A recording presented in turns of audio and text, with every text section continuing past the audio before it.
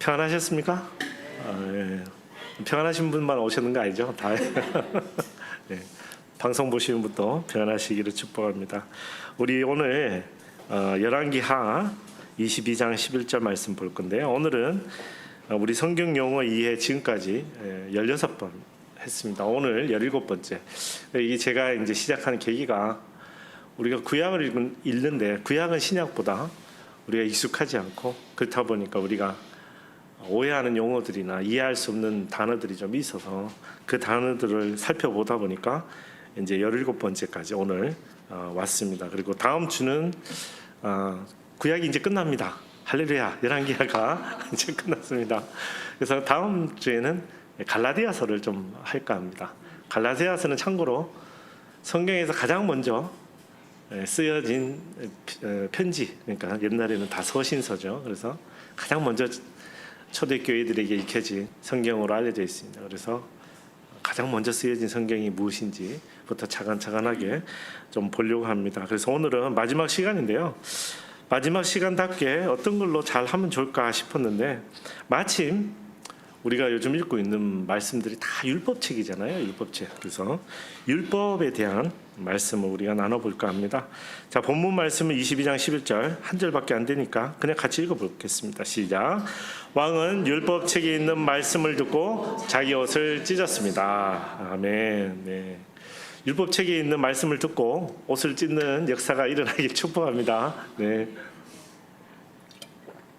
이 요시야가 율법책을 읽고 자기 옷을 찢은 이유는 뒤에 이제 계속해서 나오지만 임박한 하나님의 심판과 그리고 하나님이 이렇게까지 계속해서 사랑의 메시지를 우리에게 주셨는데 우리가 그것을 감당하지 못해서 이제 더 이상 어쩔 수 없는 상태에 처한 그런 안타까움, 아쉬움, 통한함 뭐 이런 복잡한 이야기들이 다 마음에 담겨서 요시야가 옷을 찢을 수밖에 없었던 것 같습니다. 자, 그렇다면 요시야가 옷을 찢을 수밖에 없었던 이 율법책 할 때 율법이 그러면 뭔지 율법이 우리 구약의 관점으로 좀 살펴보겠습니다. 먼저 성경사전 볼게요. 성경사전에는 율법 이러면 여러분 너무너무 잘 아는 단어입니다. 토라. 네, 토라. 그죠? 교회 조금만 다녀보면 이제 토라 알게 됩니다. 그죠? 토라. 토라는 우리말로 그냥 법입니다. 법이 맞습니다. 영어로도 law라고 하고요. 혹은 성경의 규례 혹은 가르침도 토라를 번역할 때 씁니다. 참고로 이 법이라는 단어는 구약 성경에 223번, 그래서 223번 등장하는데 참고로 죄는 240번 등장합니다. 그래서 좀 토라가 더 많이 나왔어야 되는데 하여튼 뭐 그게 중요한 건 아니겠지만 어쨌든 비슷하게 등장합니다. 죄가 있는 곳에는 반드시 율법이 있습니다. 그럴 수밖에 없죠. 왜냐하면 율법은 뒤에 가서 설명드리겠지만 우리가 죄 짓지 않고 하나님하고 더 가까이 지내기 원하는 하나님의 사랑의 언어입니다. 근데 우리가 이제 율법을 우리 바울 서신서나 이 신약 공부를 하면서 너무 잘 배운 거예요. 율법은 몽학 선생이고 이제 필요 없고 예수님만 있으면 된다고 우리가 이렇게 배워서 그렇지 실은 율법이 지금도 살아 있습니다. 예수님은 율법을 폐하러 오신 분은 결코 아닙니다. 예수님은 율법을 완성하러 오셨습니다. 그렇기 때문에 율법은 단순히 구약에 그냥 지나가는 한 오래된 단어가 아니라 지금도 우리에게 굉장히 중요한 단어죠. 오늘 그 열왕기하 22장 11절에 율법이라고 한 거는 그 지금 다막 보시는 것처럼 율법이라는 것을 토라라고 하고 영어로도 The Book of the Law 할 때 The Law가 율법입니다. 그래서 이 말 그대로 율법을 토라라고 하는데요. 그 다음 자막 좀 보시면 이 표가 하나 있는데요. 자, 율법은 아무래도 구약의 단어다 보니까 신약은 신약을 다른 단어를 씁니다. 근데 제가 이제 어차피 우리 히브리어만 지금 보는 거니까 구약의 단어인데 보시다시피 레위기, 신명기 그리고 열왕기하, 역대하. 참고로 열왕기상, 역대상은 잘 없죠. 뒤로 갈수록 우리가 율법을 잘 못 지켰던 것 같습니다. 그리고 느헤미야, 이사야 같은 느헤미야 선지자 그리고 시편, 잠언 그리고 마지막 구약의 성경 말라기에 율법. 그래서 이 율법을 그냥 우리가 생각할 때는 모든 성경에 걸쳐서 매번 하나님이 말씀하시는 것 같지만 실은 그렇지 않으셨어요. 강조할 때만 하나님이 강조하셨고, 그리고 특히 율법을 못 지킬 때, 우리가 지키지 못해서 하나님에게 멀어질 때 주로 율법이라는 얘기를 하나님이 많이 선지자들을 통해서 사용하신 것 같습니다. 그 다음 편을 보면 이거는 그냥 참고로 율법은 쓰여진 율법이 있고 구두의 율법이 있습니다. 총 631개라고 히브리 학자들은 주장하는데요. 어쨌든 600개가 넘습니다. 꽤 많은 숫자들이 쓰여져 있고, 왼쪽은 쓰여진 거, 오른쪽은 안 쓰여진 거, 이 말로 하는 거. 그래서 뭐 안식일에 손을 씻으라, 이거는 쓰여져 있다기보다는 그냥 가르침이죠. 일종의 가르침. 그래서 이 율법이라는 거는 우리가 생각할 때는 십계명을 생각하시는데, 이스라엘 민족에게 율법은 매일매일 생활 지침입니다. 그래서 아침에 일어나면 뭐 해야 되고, 저녁에 자기 전에 뭐 해야 되고, 낮에 뭐 해야 되고, 월요일은 뭐 해야 되고, 안식일은 뭐 해야 되고, 절기 때는 뭐 해야 되고, 이런 식으로 매 삶을 살아갈 때 필요한 것들을 가르칩니다. 우리 예를 들어서 저희는 헌법이 잘 몰라도 저 헌법 다 못 외웁니다. 그죠? 여러분 헌법 외우세요? 아니잖아요. 그죠? 수정 헌법이나 자꾸 들으니까 이해하지. 그 법률 얼마나 많습니까? 모릅니다. 좀 더 내려가면 시행령, 그러면 뭐 진짜 모릅니다. 시행 규칙은 찾아봐야 됩니다. 그러나 우리는 다 살고 있죠. 근데 우리의 관점에서 이 법이라는 건 그렇지만 이스라엘 민족에게 법은 반대입니다. 알아야 합니다. 알아야 살 수 있는 법입니다. 그래서 매일매일 살 수 있도록 하나님, 그래서 저 히브리 학자들이 저렇게 복잡하게, 처음엔 제가 좀 번역하면서 밑에 막 쓰다가 그렇게까지는 우리가 몰라도 되겠다 싶어서 다 그냥 원문 그대로 가져온 겁니다. 저거는 어디서 만들어 주신 표냐면 그리스도인들을 위한 그 히브리, 그러니까 이스라엘, 이 유대인 크리스찬들을 위한 그 사이트에 잘 정리되어 있는데, 그들은 토라가 익숙하죠. 그들은 오히려 토라가 익숙하기 때문에 저 표를 잘 만들어 주신 것 같은데, 하여튼 제가 말씀드리고 싶은 거는 저만큼 많이 발전되었고 복잡하지만 가장 큰 목적은 우리가 일상의 삶을 살아가는 데 목적이 있습니다. 그래서 구약의 율법, 그러면 여러분 꼭 기억하셔야 되는 게 십계명 이게 아니고, 구약의 율법은 이스라엘 민족이 매일의 삶을 살아갈 수 있도록 하나님이 주신 것이다 라고 기억해 주시면 좋겠습니다.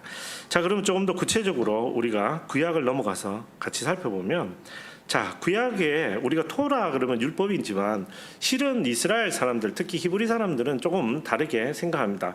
이 표를 보시면 아시겠지만 모세 오경을 주로 토라라고 많이 또 이야기합니다. 모세 오경이 뭐죠? 창세기, 출애굽기, 레위기, 민수기, 신명기. 할렐루야. 5가지 다 외웠습니다. 이 모세 5가지, 모세가 썼다고 알려진 이 5가지, 모세가 광야에서 썼다고 알려져 있습니다. 모세가 광야에서, 모세가 참 광야에서 바빴어요. 성도들이 찾아와서 항의하면 그것도 중보기도 해야지요. 틈틈이 창세기부터 하나님이 보여주시는 걸 다 써야 됐으니까. 어쨌든 모세가 썼던, 그래서 여기 표를 보시면 저쪽에 우리 티그리스 유프라테스, 지금 요즘 우리 보고 있는 아시리아 바벨론 지역이죠. 저기서부터 시작된 그 여정을 통해서 애국과, 그리고 우리가 지금 잘 알고 있는 지금 이스라엘 땅, 그리고 이제 저기 신에 사는 위치가 의견이 분분하지만 하여튼 출애굽 당시, 그래서 이스라엘 민족이 가나안 땅에 들어가기 전까지 계속해서 있었던 기록이 모세 오경입니다. 그러니까 꽤 긴 시간입니다. 사실은 꽤 긴 시간. 그래서 그 5가지 성경인데, 그 5가지 성경을 이스라엘 민족들은 지금도 자신의 삶의 지침으로 삼고 있고, 다 그런 건 아니겠지만 어릴 때부터 모세오경을 암송해서 외운다고까지 이야기합니다. 그만큼 이들에게는 굉장히 중요한 거죠. 그러면 지금 우리를 살아가는 우리에게도 중요합니다. 왜냐하면 여러분, 우리가 근본을 모르면 중요하지, 이 모든 이 삶이나 모든 가치관이나 모든 것들이 근본이 있어야 됩니다. 근데 우리 성경의 근본은 창세기, 출애굽기, 레위기, 민수기, 신명기거든요. 그걸 띄워놓고 그 뒤에 것만 읽으면 이게 무슨 내용이지라고 우리가 이해 못하는 부분이 굉장히 많습니다. 그래서 이게 사실 굉장히 중요한 성경인데 그때 이 5가지 성경을 토라라고도 합니다. 다른 말로 하면 이 5가지의 우리가 일상의 삶, 지금도 우리가 살아가는 삶의 기준이 되는 이야기들이 계속해서 있다라고 이해하시면 좋겠습니다. 자, 그러면 특별히 오늘 본문이 율법책이지 않습니까? 이 율법책이라는 단어가 언제 처음 등장하는지 우리가 한번 볼까 합니다. 처음 성경에 등장하는 것은 신명기 28장 61절입니다. 이스라엘 민족이 가나안 땅에 들어가기 전에 이 율법책이라는 단어가 처음 등장합니다. 같이 읽겠습니다. 시작. 여호와께서는 내가 멸망할 때까지 온갖 종류의 아픔과 이 율법책에 기록되어 있지도 않는 재앙을 내게 내리실 것이다. 아멘. 그래서 이 문구 때문에 율법책은 왠지 우리를 저주하는 책 같고 율법책은 우리를 가두는 같은 느낌이 들지만 사실은 이 앞에 본문이나 뒤에 컨텍스트를 문맥을 읽으면 하나님이 이렇게 하면 복 주겠다 하셨습니다. 근데 이렇게 하지 않으면 저주를 받을 거다라고 말씀하십니다. 즉 복이 없을 거다. 복이 없는 게 여러분 저주죠. 저주하고 복하고 다시 구분하시는 것은 큰 의미가 없습니다. 왜냐하면 빛과 어둠은 빛이 없으면 어둠인 겁니다. 하나님이 축복이 없으면 그냥 그게 우리에게는 저주인 거죠. 그래서 신명기 말씀을 주실 때 너희가 하나님 말씀을 잘 지키면 복을 받으리라. 빛 가운데 거하리라. 근데 하나님 말씀 안 지키니까 빛도 없고 복도 없으니 결국은 어둠이요 저주인 거죠. 신명기 28장 61절은 그런 목적으로 기록되어 있습니다. 자, 이 신명기 28장 이후에 우리는 모세가 더 이상 가나안 땅에 들어가지 않는다는 걸 우리가 역사적으로 알고 있습니다. 그때 모세가 자기 후계자 누구에게 물려줍니까? 여호수아에게. 자, 그래서 여호수아 8장 31절에 역시 율법책이라는 단어가 등장하는데 이때는 수식어가 하나 붙습니다. 왜냐하면 여호수아는 모세의 후계자였고 모세의 시대, 즉 모세 오경의 시대는 이미 끝이 나버렸기 때문에 여호수아 시대 때부터는 그것을 모세의 율법책이라고 부르기 시작했습니다. 여호수아서 8장 31절 같이 읽겠습니다. 시작. 여호와의 종 모세가 이스라엘 백성들에게 명령한 대로 모세의 율법책에 기록된 대로 철 연장으로 다듬지 않은 자연석 제단이었습니다. 그들이 제단 위에 여호와께 번제를 올렸으며 이어서 화목제를 드렸습니다. 아멘. 그래서 그 다음 여호수아 이후에 계속되는 심지어 신약에까지 우리가 율법책 그러면 모세 율법책인 것처럼 우리가 이해되는 이유가 여기에 있습니다. 그래서 지금 우리가 성경을 읽을 때도 율법책 그러면 이게 모세 시대에 기록된 율법책이구나 이렇게 우리가 이해하고 있습니다. 자, 그러면 다시 율법이란 토라라는 단어로 되돌아가서 자, 이 토라라는 단어는 그러면 하나님이 언제 처음 성경에 기록해 주셨을까? 이 단어를 실은 창세기 26장 5절에 있습니다. 창세기 26장 5절 같이 읽겠습니다. 시작. 아브라함이 내 말에 순종하고 내 명령과 내 계명과 내 율례와 내 법을 다 지켰기 때문이다. 아멘. 자, 이때 내 말, 그죠? 내 말이라고 하셨고 내 명령이라 하셨고 계명이라 하셨고 율례라 하셨고 법이라고 하셨죠. 근데 실은 여러분이 이 문맥을 읽어보셔도 다 같은 말이죠. 같은 말입니다. 실은 하나님이 그냥 우리 이해하기 쉽게 말씀하신 것뿐이에요. 다 하나님 말씀이죠. 그래서 여러분 하나님 말씀 안에는 율법도 있고 규례도 있고 율례도 있고 법도 있고 다 있는 겁니다. 근데 여기 마지막에 내 법이라고 하실 때 이때 처음으로 성경에 토라라는 단어를 사용하기 시작했습니다. 그래서 토라 그러면 율례 규례하고는 좀 다르죠. 약간 강제성이 있는 느낌이 들기도 하지만 중요한 것은 하나님의 말씀이다. 하나님 말씀. 여러분 우리가 이 교회를 오래 다니면요 우리가 잊어버려요. 토라 율법은 하나님 말씀입니다. 이걸 잊어버려가지고 바리새인하고 사두개인들하고 이 서기관들이 예수님 찾아와서 맨날 예수님 괴롭힌 거예요. 왜냐하면 말씀이신 예수님이 오셨잖아요. 말씀이신 예수님이 율법보다 우월한 존재신데 우리는 그 말씀, 새로 오신 그 예수님이 아닌 우리가 오랫동안 세상에서 간직해오고 수천 년 동안 지켜왔던 것은 전통과 이런 것들을 가지고 예수님을 자꾸 공격한 거죠.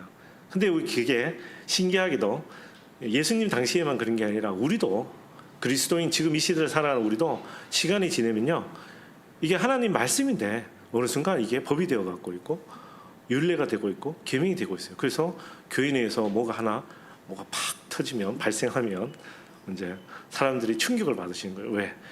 그게 중요한 건다고 생각하죠. 그래 우리는 좀 유연할 필요가 있습니다. 말씀 가운데는 모든 것이 아무것도 아닙니다. 하나님의 말씀이 사실 최우선이죠. 그래서 창세기 26장 5절에 이 법이라는 토라라는 단어는 다시 말씀드리지만 하나님의 말씀이라는 그 표현 중에 하나입니다. 그래서 너무 거기에 얽매이거나 여러분 생각이 막 꽂히셔가지고 거기에 막 집중하실 필요가 전혀 없습니다. 이 법은 토라는 하나님의 말씀 중에 하나입니다. 자, 그 다음에 이 토라의 가장 큰 특징 중에 하나가 출애굽기 12장 49절입니다. 우리 먼저 본문부터 읽겠습니다. 시작. 본토 사람이나 너희 가운데 사는 이방 사람에게 똑같은 법이 적용된다. 아멘. 똑같은 겁니다. 이스라엘 민족이나 이방 민족이나 하나님의 말씀은 똑같은 겁니다. 특별히 출애굽기 12장 49절의 이 지금 본문은 유월절 규례에 관련된 말씀인데요. 하나님이 유월절을 정하시고 이것은 모든 사람에게 동일하게 적용되는 나의 법이다 라고 말씀하셨으니 이건 나의 말씀인 거죠. 그래서 이게 출애굽기 12장 49절을 너무 숭배하는 그 교회들이 있습니다. 오순절, 유월절 교회라고. 거기는 좀 너무 심하게. 그래서 거기는 우리가 한국인이지만 유월절을 지켜야 된다고 주장하고 그래서 근데 그거는 예수님의 보혈을 인정하지 못하고 과거로 회개한 겁니다. 실은 아까 말씀드렸잖아요. 예수님이 말씀으로 이 땅에 오셨으니까 예수님의 율법을 완성하신 거죠. 그 안에서 모두가 하나가 되는 건데, 자, 그러나 제가 말씀드리고 싶은 초점은 뭐냐면 하나님의 말씀, 하나님의 법은 이게 이방인이냐 이스라엘 사람이냐 구분하지 않는다는 거죠. 이게 굉장히 중요한 논리죠, 그죠? 하나님의 말씀은 이방 사람이나 아니나 구분하지 않는다는 거예요. 하나님 말씀은 모든 사람에게 동일하게 적용됩니다. 그래서 구원의 사역이 넌 크리스천이냐 구분하지 않습니다. 구원은 모든 사람에게 동일하게 임하는 하나님의 은혜입니다. 그 얘기가 오늘 출애굽기 12장 49절 중에 하나죠. 자, 그 다음에 율법의 또 다른 특징이 하나 있는데요. 우리가 자꾸 이 네거티브한 게 사실 좀 많죠. 율법 이러면 특별히 우리가 신약 시대에 살기 때문에 우리가 율법 그러면 뭔가 좀 고리타문하고 그렇지만 먼저 이 표를 한번 보시겠습니까? 이 표를 보시면 자, 구약의 토라라는 단어가 가장 많이 나오는 성경이 어디입니까? 시편입니다, 여러분. 레위기 아니네요. 많은 분들이 레위기라고 생각하잖아요. 그죠? 레위기, 신명기, 모세 오경 아니에요. 가장 많이 나오는 성경이 시편입니다. 시편. 그러면 시편에 이 토라라는 단어가 어떤 느낌으로 나오는지를 우리가 몇 가지 본문만 뽑아서 제가 읽어보겠습니다. 먼저 시편 1편 2절 우리 같이 읽어볼까요? 시작. 오직 여호와의 율법을 즐거워하고 그 율법을 밤낮으로 깊이 생각하는 자로다. 아멘. 여러분, 율법은요 즐거운 겁니다. 네. 율법은 즐거운 거예요. 시편 1편 2절에 뭐라고 얘기했냐? 여호와의 율법은 즐거운 거라고 얘기했어요. 그래서 여호와의 율법을 지키는 것이 즐거운 것이고 또 즐겁게 지켜야 되는 것입니다. 우리 시편 19편 7절 읽어볼까요? 같이 읽겠습니다. 시작. 여호와의 율법은 완전해서 영혼을 되살리고 여호와의 증거는 확실해서 어리석은 사람을 지혜롭게 만들며. 아멘. 하나님의 말씀은 완전한 겁니다. 퍼펙트한 겁니다. 하나님의 율법은 완전한 겁니다. 그래서 어떻게 됩니까? 네, 영혼을 되살립니다. 율법이 자꾸 심판하는 것처럼 우리가 느끼잖아요. 그죠? 지금도 우리가 이 아이들조차도 차세대 아이들조차도 율법 그러면 이래요. 왜냐하면 마음에 안 와닿잖아요. 율법이라는 단어죠. 근데 시편은 율법을 뭐라고 얘기합니까?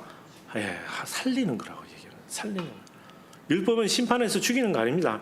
우리가 이게 레위기에 자꾸 뭐 하면 죽고 이것만 우리가 자꾸 읽어서 우리 마음이 그렇게 생각이 들지만 시편은 분명히 우리에게 뭐라고 얘기했냐? 하나님이 우리에게 주신 율법은 우리를 살리는 겁니다 라고 고백합니다. 시편 37편 31절 한번 읽어볼까요? 시작. 하나님이 법이 그 마음에 있으니 그의 발이 미끄러지는 일이 없습니다. 아멘. 저는 이 표현이 참 좋은 것 같아요. 하나님의 율법이 우리를 심판하고 재단하는 것이 아니라 하나님의 율법은 우리를 오히려 지키는 거예요. 지키는 거예요. 죽음에서 살리고 우리가 잘못되는 것을 보호해주는 방패예요. 방패.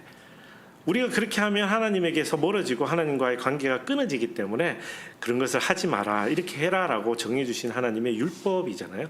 그래서 이거는 사는 거예요. 여러분, 밤에 양이 울타리 안에 있어야 삽니다. 이거는 당연한 거 아닙니까?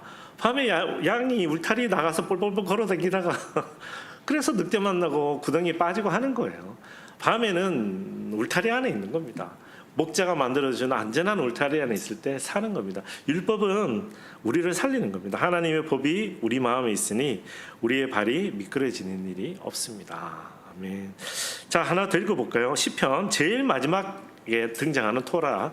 이 토라가 제일 마지막에 등장하는 게 시편 119편 174절입니다. 같이 읽겠습니다. 시작. 오 여호와여, 내가 주의 구원을 사모하니 주의 법은 내 기쁨이 됐습니다. 아멘.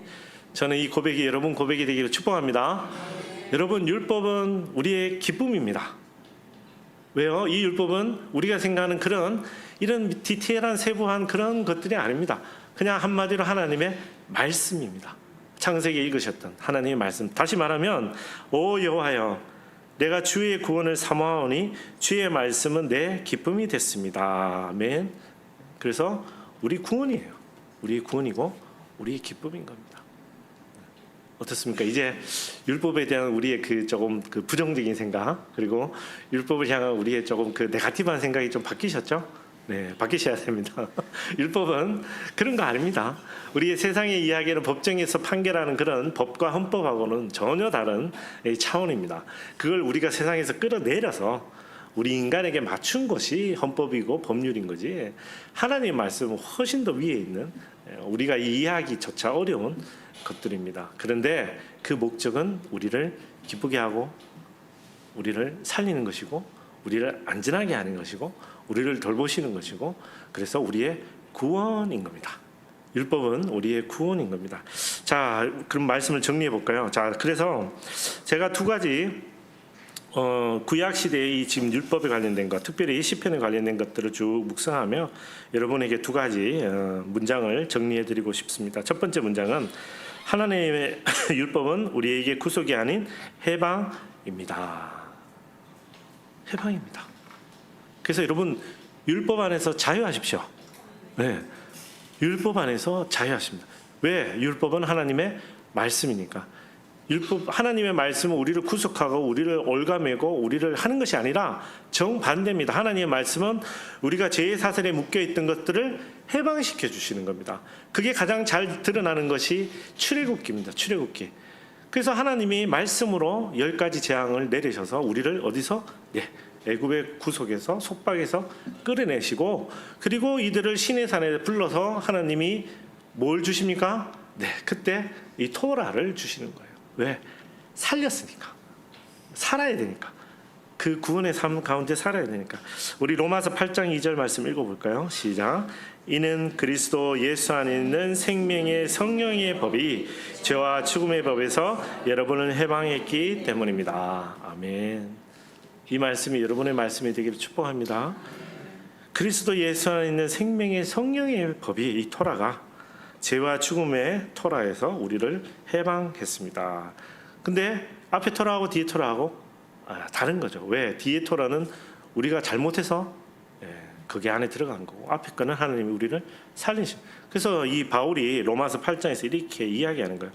자, 생명의 성령의 법이라는 게 있습니다. 원래 토라는 생명의 성령의 법이었습니다. 근데 여러분이 죄를 짓고 잘못하다 보니 죄와 죽음의 법 가운데, 죄와 죽음의 올무 가운데 있었으나 이제 여러분은 살아났습니다 라고 선포하는 겁니다. 여러분, 그래서 로마서 8장이 엄청나게 많은 사람들을 변화시킨 겁니다. 이제 이게 깨달아진 거죠. 로마서 8장을 읽으면서 얼마나 많은 사람이 회심했는지 모릅니다. 제가 아는 유명한 역사 인물뿐만 아니라 제 아주 친한 친구도 로마서 8장을 읽고 회심했습니다. 왜? 자기가 늘 그 죄책감 가운데 늘 왜 있잖아요. 우리가 예수를 믿는데도 왜 우리가 예수 말씀대로 못 살잖아요. 근데 이 친구는 참 열심히 있었거든요. 그러니까 이게 늘 죄책감 가운데 있어요. 내가 왜 내가 하나님을 믿는데 예수 안에 구원받은 내가 왜 이렇게 살고 있을까? 이 친구는 늘 이게 고민이었어요. 근데 로마서 8장을 읽고 해방된 거예요. 자신을 올가매든 죄와 죽음의 법이 아니고 하나님이 주신 법은 그리스도 예수 안에 있는 생명의 성령의 법이라는 것을 깨닫게 된 거죠. 사실은 이 로마서 8장으로 구약의 모든 것을 바울이 잘 정리해 줬습니다. 여러분, 바울만큼 이 신약에 바울만큼 이 율법에 아주 통달한 도통한 지금 우리말로 하면 도통한 사람이 어디 있었습니까? 그죠? 엄청난 유명한 학자였지 않습니까? 근데 이 바울이 예수의 복음을 딱 듣고 회심한 이후에 알게 된 거예요. 아, 내가 어릴 때부터 지켰던 그 모든 것들이 나를 올감했던 그런 죄와 사망의 법이 아니고 나를 살리기 위해서 주신 하나님의 놀라운 법이었구나. 이걸 바울이 깨닫게 된 거죠. 그래서 로마서 8장 2절 우리에게 너무나도 아름다운 성경의 말씀을 적어준 것 같습니다. 자, 두 번째, 이건 첫 번째하고 또 비슷한 뜻이긴 하지만 우리가 꼭 기억했으면 좋겠습니다. 하나님의 율법은 우리에게 부정이 아닌 긍정입니다. 여러분, 그래서 구약을 읽으실 때 긍정의 마음으로 읽어주셨으면 좋겠어요. 많은 분들이 그래요. 특히 우리 차세대 아이들이 열왕기하를 너무너무 힘들어요. 도대체 어디서 하나님의 말씀을 찾아야 될지 모르겠거든요. 근데 왜 그러냐면 제가 그때마다 얘기했지만 긍정적으로 읽으라 그랬어요. 긍정적으로. 죽었고 잘못했고 죄했고 벌질렀고 그 피를 흘렸고 이것만 우리가 그렇게 네거티브하게 읽어서 그런 건데, 중요한 거는 하나님이 그렇게 우리에게 계속해서 그런 말씀을 보여주신 이유가 뭐라고요? 네, 우리를 살리기 위해서 주신 사랑의 메시지입니다. 사랑의 메시지. 우리 신명기 4장 1절에서 8절, 우리 신명기 4장 1절에서 8절 이스라엘 민족에게 어떤 말씀을 주셨는지, 하나님의 토라가 어떤 목적이 있는지 잘 설명한 건데요. 우리 한 목소리로 좀 길지만 한 절씩 읽겠습니다. 시작. 너희가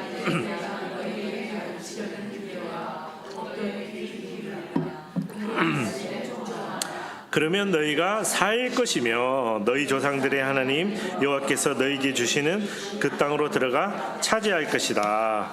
내가 너희에게 명령하는 것에 더하지도 빼지도 말고 오직 내가 너희에게 주는 너희 하나님 여호와의 명령을 지키라. 너희가 하나님께서 바알보올에게 하신 일을 너희 두 눈으로 똑똑히 보았다. 너희 하나님 여호와께서 너희 가운데서 바알보올을 따른 사람들을 하나도 빠짐없이 멸망시키셨다. 그러나 너희 하나님 여호와를 끝까지 붙들고 떠나지 않은 너희 모두는 지금까지도 살아있다. 보라, 내가 내 하나님 여호와께서 내게 명령하신 대로 너희에게 규례와 법도를 가르쳐 너희가 들어가 차지하게 될 그 땅에서 그대로 지키게 하려고 한다. 규례와 법도들을 잘 지키라. 이것으로 여러 민족들에게 너희의 지혜와 통찰력을 보여주게 될 것이다. 그들은 이 모든 규례들을 듣고 이 위대한 민족은 지혜롭고 통찰력 있는 백성이다라고 할 것이다. 아멘. 네. 우리 하나님 여호와처럼 자신들에게 가까이 다가오는 신이 있는 민족이 어디 있느냐? 또 내가 오늘 너희 앞에 둔 이 법도처럼 의로운 규례와 법도를 가진 민족이 어디 있느냐? 아멘. 제가 7절 가끔 인용해서 우리 수요예배 때 여러분에게 들려드렸는데, 실은 7절은 신명기 4장 1절에서 8절에 같이 읽는 성경입니다. 그러니까 방금 기도해서 우리에게 가까이 온다 그러면 우리 기분이 어떻습니까? 너무 좋죠. 하나님 가까이. 근데 그 얘기하고 똑같은 거예요. 율법과 규례는 그런 거라는 거죠. 그래서 8절에 또 내가 오늘 너희 앞에 둔 이 법도처럼 의로운 규례와 법도를 가진 민족이 어디냐? 왜 그렇죠? 이 의로운 규례와 법도를 누가 주셨기 때문에? 하나님이 주셨기 때문에. 그래서 6절에 이렇게 얘기하게요. 이것으로 여러 민족들에게 너희의 지혜와 통찰력을 보여주게 될 것이다. 그들은 이 모든 규례들에 대해 듣고 이 위대한 민족은 지혜롭고 통찰력 있는 백성이다라고 할 것이다. 아멘. 여러분, 지혜롭고 통찰력 있는 백성 되기를 축복합니다. 네, 여러분이 묵상하는 율법은, 여러분이 묵상하는 성경은 여러분을 지혜롭고 통찰력 있게 하는 것입니다. 솔로몬이 하나님 말씀 자꾸 떠나니까 어떻게 돼요? 그 지혜로운 자가 안 지혜롭게 되지 않습니까? 말씀은 우리를 살리는 거죠.